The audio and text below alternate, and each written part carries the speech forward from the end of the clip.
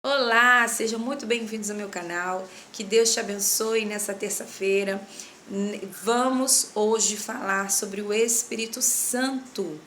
Vemos no outro vídeo Jesus deixando uma promessa para os seus discípulos, e a promessa é essa, que ele enviaria um outro Consolador.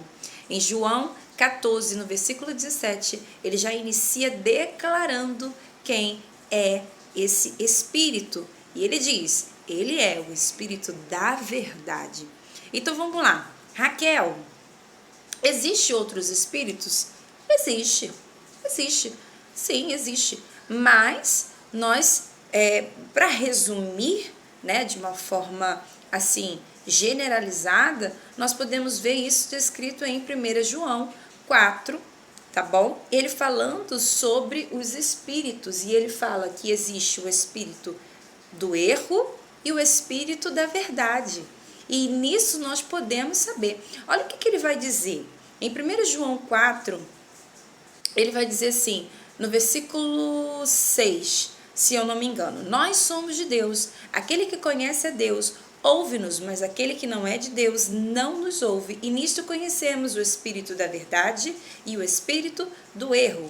Nesse texto que ele vai discorrer no capítulo 4, ele está falando ali dos falsos profetas, daqueles que são conduzidos pelo espírito do engano, pelo espírito do erro e o espírito da verdade. Então ele ali está te ensinando a você ver a quem é conduzido pelo qual espírito. Então aqui nós podemos ver que só existe duas vertentes: ou a verdade ou o erro, a verdade ou o engano. Então tudo que foge da palavra do Senhor, tudo que foge da verdade, como Jesus vai se declarar: eu sou o caminho, a verdade e a vida, tudo que foge de Cristo, tudo que foge do seu Santo Espírito, tudo que foge da palavra, já é engano, já é erro.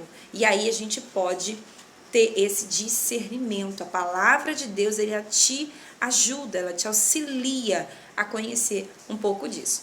Então vamos ver também que o Espírito Santo, ele vai ser conhecido e declarado como o poder de Deus.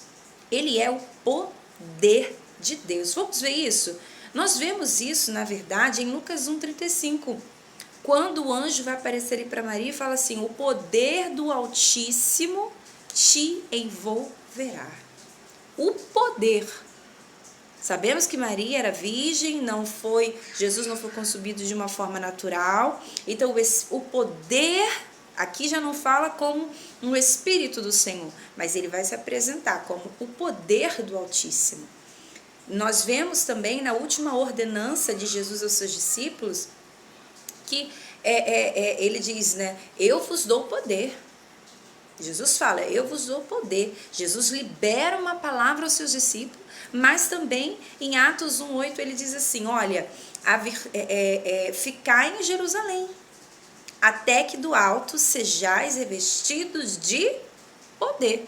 E aí vemos esse cumprimento, que eles ficam em Jerusalém, nós vemos eles orando, a igreja primitiva, né, ali em oração e súplicas constantes. E aí em Atos 2, de repente, né, vemos ele como aí um vento impetuoso. Nós vamos falar isso um pouco mais à frente. Mas o que eu quero me ater? Ao poder. Veja que Jesus estava também declarando que o Espírito Santo era poder. Poder do alto. Então, ficai até Jerusalém, até que sejais revestido de poder. Então, esse termo original, ele é o dunamis, ou seja, né, dunamis, ele é o Espírito Santo, ele é o poder real. Ele é o poder real, ele é o poder em ação de Deus, né? Nós sabemos que Deus é poderoso. E como vemos esse poder? Através do seu Espírito. Porque o Espírito Santo é o poder de Deus em ação, em movimento, né? E podemos ver isso através das maravilhas, através da criação. Nós vemos o poder de Deus manifesto, né? Vimos em grandes avivamentos feito na Inglaterra, feito na Europa, feito na Índia, a manifestação do poder de Deus nos avivamentos, né? Então, podemos ver que ele é o poder real, o poder em ação. Mas também o Espírito Santo é declarado por Paulo, o apóstolo Paulo, como o nosso penhor. Ele é o nosso penhor. Olha o que ele vai dizer em Efésios 1:13. Ele vai dizer: em quem também vós estáis, depois que ouvistes a palavra da verdade, o evangelho da vossa salvação, e tendo nele também crido, foste selado com o Espírito Santo da promessa. Ou seja, então depois que você ouve a palavra do Senhor, você aceita Cristo como seu único, suficiente Salvador, você recebe um selo, você é selado pelo Espírito Santo de Deus, o qual, continuando o texto, versículo 14, o qual é o penhor da nossa herança, para a redenção da possessão de Deus, para louvor da sua glória. Então, e o penhor, na verdade, era um pagamento de uma parcela inicial na época, dando assim como uma garantia de que a pessoa iria pagar aquela dívida, né? Que iria ser concluído tudo. É como se fosse assim aquela promessa, mas de forma, né, ali ilustrada. Então aqui Paulo vai dizer assim: o Espírito Santo, ao qual vocês foram selados, é o penhor, é a garantia da salvação em Cristo Jesus, né? Para louvor da sua glória. Isso é só algo, uma garantia inicial do que vocês vão receber no futuro, né? Então, nós podemos ver Jesus declarando ele como Espírito da verdade, a palavra de Deus se demonstrando, né, várias vezes, e podemos ver que ele é o poder de Deus. Paulo falando dele sobre ser o nosso penhor. Mas uma coisa que eu quero atentar aqui é que ele também é uma pessoa. E o que caracteriza? Raquel, mas espera aí, bugou minha cabeça. Bebe um cafezinho aí. Ué, mas ele é o Espírito. Espírito não tem matéria, Espírito é Espírito. Mas não quer dizer que não seja uma pessoa. Ele só não tem o físico, mas ele é uma pessoa. E o que caracteriza uma pessoa? Lembra do que falamos no vídeo, onde vai falar sobre Deus, os seus atributos, né, suas qualificações? Ele é um ser. Para você ser caracterizado como uma pessoa, você tem que ser um ser dotado de inteligência, emoções e vontade. E tudo isso o Espírito Santo tem. E nós vamos ver na palavra do Senhor. Então, vamos lá. Em Isaías 11:2, nós vemos também... Perdão. Vamos lá. Em Efésios 4:30, nós vemos Paulo orientando a igreja de Éfeso para não entristecer o Espírito Santo. Então, ele se entristece. Ele diz assim, Efésios 4:30, e não entristeçais o Espírito Santo de Deus, no qual estáis selado para o dia da redenção. Veja novamente Paulo falando sobre o selo do Espírito Santo. Ou seja, é uma marca. Quando nós aceitamos Cristo Jesus como nosso único e suficiente Salvador, nós recebemos essa marca, recebemos um selo de propriedade particular, exclusiva do Espírito Santo, de Deus, né? Então, aqui, novamente, vamos ver que ele se entristece. Em 1 Tessalonicenses 5:19, Paulo vai também alertar essa outra igreja, ele vai dizer assim, não extinguais, eu gosto dessa versão, não extinguais o Espírito. O que ele está dizendo? Não extinguais. Todas as vezes que nós resistimos, quando ele nos orienta, quando ele nos chama, quando ele nos corrige, toda vez quando nós resistimos e continuamos na prática do pecado e desprezamos as coisas espirituais, nós, a pouco, o Espírito Santo vai se entristecendo e uma hora ele pode se apartar. Por quê? Porque ele se entristece. Por quê? Porque ele tem sentimentos. Por quê? Porque ele é sensível. Né? Ele é sensível, nós vemos isso. Ele também se ira. Olha só o que acontece em Isaías 63, versículo 10. esse capítulo vai discorrer sobre o Espírito do Senhor. Olha só, no Velho Testamento ele já é visto como o Espírito do Senhor, que estava ali conduzindo o povo de Israel. Só que lembramos da história do povo de Israel, que o povo de Israel não era tão fácil assim, né? Não é povinho rebelde, é o povinho que resistia. Então nós vemos que o Espírito Santo uma hora vai se irar. E olha o que ele diz.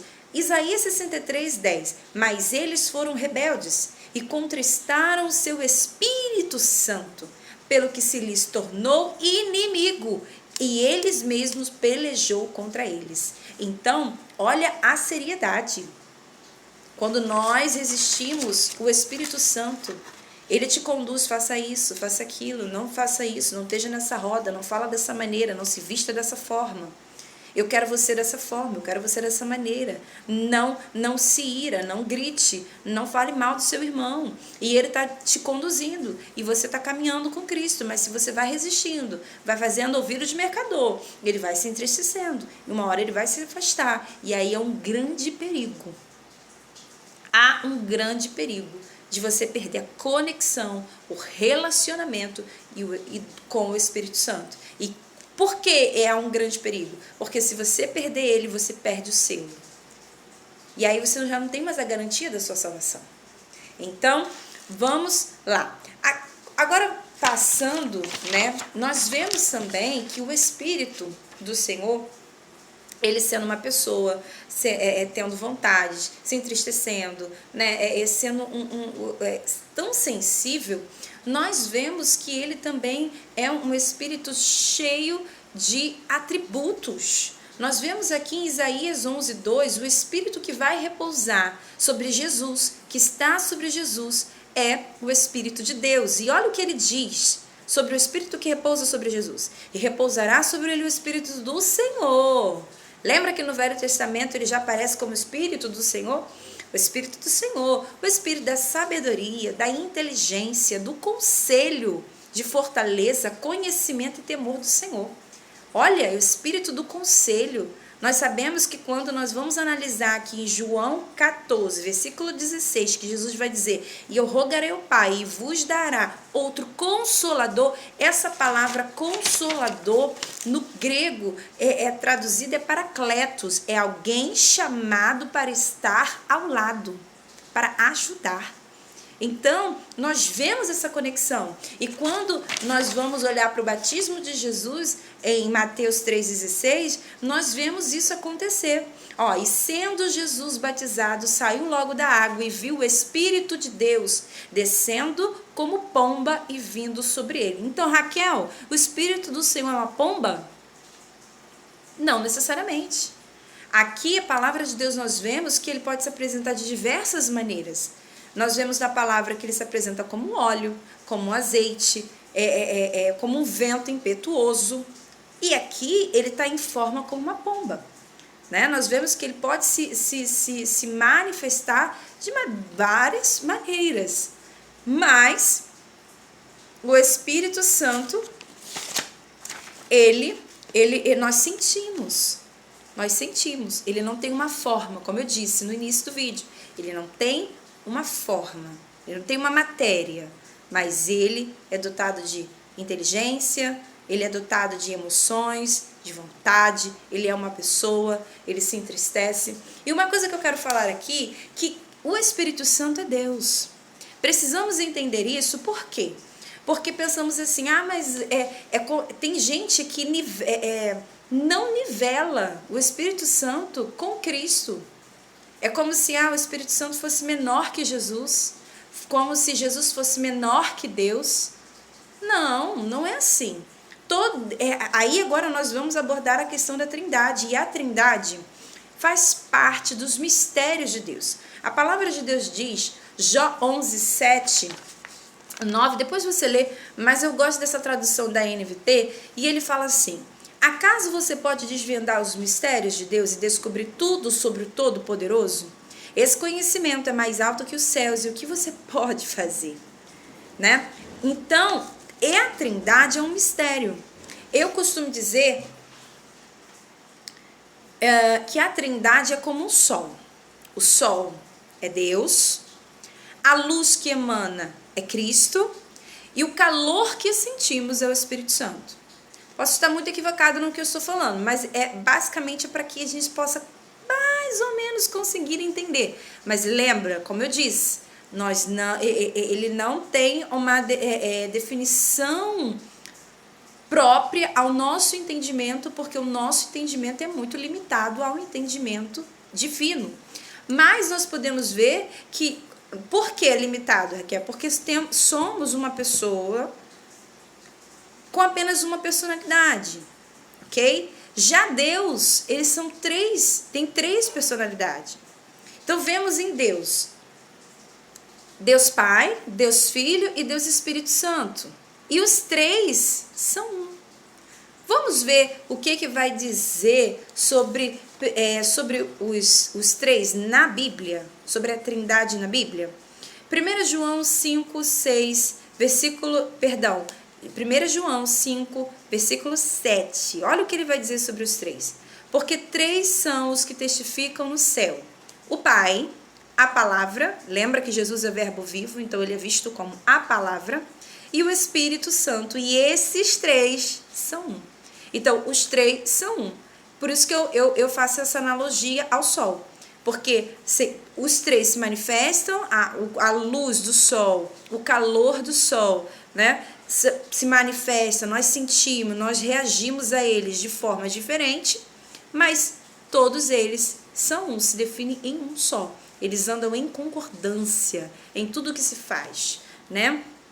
Então, nós podemos ver ali no batismo de Jesus, Deus Pai, quando ele fala sobre o seu Filho, Cristo, ali a palavra, né? A personificação da palavra ali, e o Espírito de Deus descendo como uma pomba. Então, vemos a Trindade ali, né? Vemos quando eles, no início da criação, ele fala, venhamos e façamos, ou seja, é no plural, né? Ele fala, essa palavra é no plural.